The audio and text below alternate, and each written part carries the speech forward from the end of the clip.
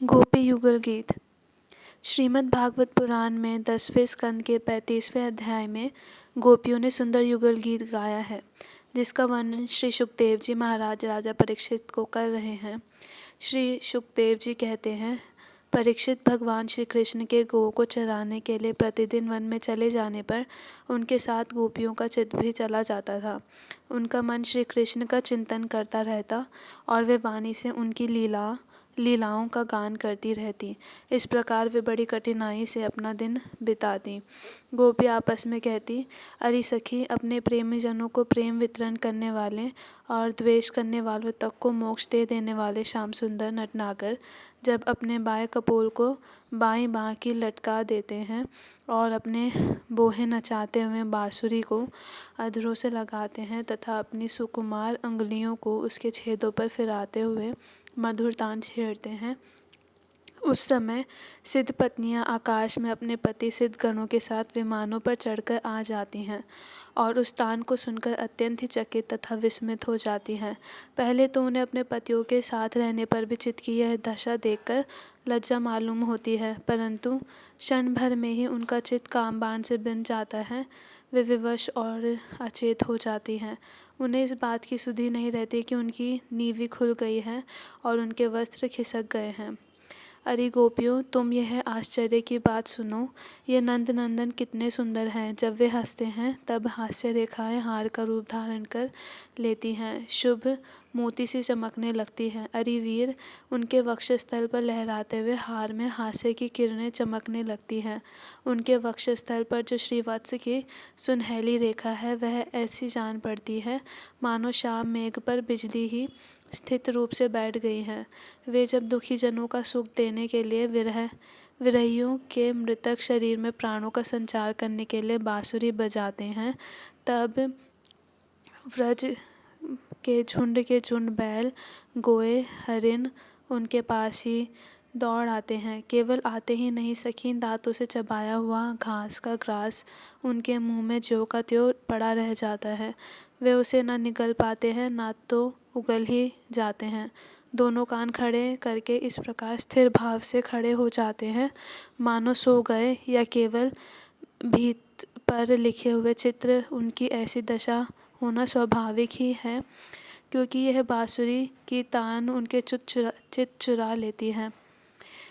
हे सखी, जब वे नंद के लाडले लाल अपने सिर पर मोर पंख का मुकुट बांध लेते हैं, घुंघराली अलकों में फूल के गुच्छे खोस लेते हैं, रंगीन धातुओं से अपना अंग अंग रंग लेते हैं और नए नए पल्लवों से ऐसा वेश सजा लेते हैं जैसे कोई बहुत बड़ा पहलवान हो, और फिर बलराम जी तथा ग्वाल बालों के साथ बांसुरी में गौओं का नाम ले लेकर उन्हें पुकारते हैं, उस समय प्यारी सखियों, नदियों की गति भी रुक जाती हैं।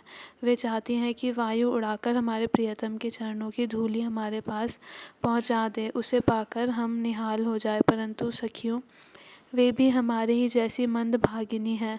जैसे नंद नंदन श्री कृष्ण का आलिंगन करते समय हमारी भुजाएं कांप जाती हैं और जड़ता रूप संचरी भाव का उदय हो जाने से हम अपने हाथों को हिला भी नहीं पाती, वैसे ही वे भी प्रेम के कारण कांपने लगती हैं। 2-4 बार अपनी तरंग रूप भुजाओं को कांपते कांपते उठाती तो अवश्य है, परंतु फिर विवश होकर स्थिर हो जाती है, प्रेमावेश से स्तंभित हो जाती हैं। अरे वीर, जैसे देवता लोग अनंत और अचिंतन्य ऐश्वर्य के स्वामी भगवान नारायण की शक्तियों का गान करते हैं, वैसे ही ग्वाल बाल अनंत सुंदर नटनागर श्री कृष्ण के लीलाओं का गान करते रहते हैं। वे अचिंतन्य ऐश्वर्य संपन्न श्री कृष्ण जब वृंदावन में विहार करते हैं और बांसुरी बजाकर गिरिराज गोवर्धन की तराई में चरती हुई गौओं का नाम ले लेकर पुकारते हैं, उस समय वन के वृक्ष और लताएं फूल फलों से लद जाती हैं। उनके भार से डालियां झुककर धरती छूने लगती हैं, मानो प्रणाम कर रही हो। वे वृक्ष और लताएं अपने भीतर भगवान विष्णु की अभिव्यक्ति सूचित करती हुई इसी प्रेम से फूल उठती हैं। उनका रोम रोम खिल जाता है और सब की सब मधुर धाराएं उड़ेलने लगती है। अरे सखी, जितनी भी वस्तुएं संसार में या उसके बाहर देखने योग्य हैं, उनमें सबसे सुंदर, सबसे मधुर, सबसे शिरोमणि ये हमारे मनमोहन। उनके सांवले ललाट पर केसर की खेर कितनी फबती है, बस देखती ही जाओ। गले में घुटनों तक लटकती हुई वनमाला, उसमें पिरोई हुई तुलसी की दिव्य गंध और मधुर मधु से मतवाले होकर झुंड के झुंड भोरे बड़े मनोहर एवं उच्च स्वर से गुंजार करते रहते हैं। हमारे नटनाकर श्याम सुंदर भोरों की उस गुनगुनाहट का आदर करते हैं और उन्हीं के स्वर में स्वर मिलाकर अपनी बांसुरी फूंकने लगते हैं। उस समय सखी उस मनीचन मोहन संगीत को सुनकर सरोवर में रहने वाले सारस, हंस आदि पक्षियों का भी चित्त उनके हाथ से निकल जाता है, छिन जाता है। वे विवश होकर प्यारे श्याम सुंदर के पास आ बैठते हैं तथा आंखें मूंद चुपचाप चित्त एकाग्र करके उनकी आराधना करने लगते हैं, मानो कोई विहंग वृत्त के रसिक परमहंस ही हो। भला कहो तो यह कीर्तन आश्चर्य की बात है। अरे व्रज देवियों, हमारे श्याम सुंदर जब पुष्पों के कुंडल बनाकर अपने कानों में धारण कर लेते हैं और बलराम जी के साथ गिरिराज की शिखाओं पर खड़े होकर सारे जगत को हर्षित करते हुए बांसुरी बजाने लगते हैं। बांसुरी क्या बजाते हैं, आनंद में भरकर उसकी ध्वनि के द्वारा सारे विश्व का आलिंगन करने लगते हैं। उस समय शाम में एक बांसुरी की तान के साथ मंद मंद गरजने लगता है।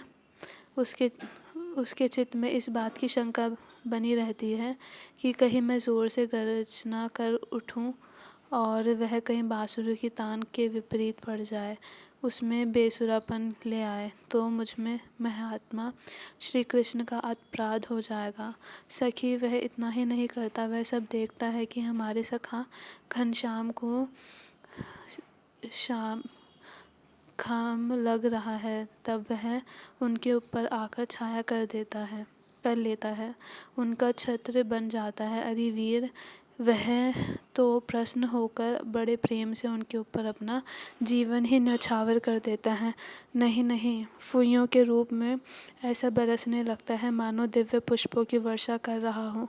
कभी कभी बादलों की ओट में छिपकर देवता लोग भी पुष्प वर्षा कर जाया करते हैं।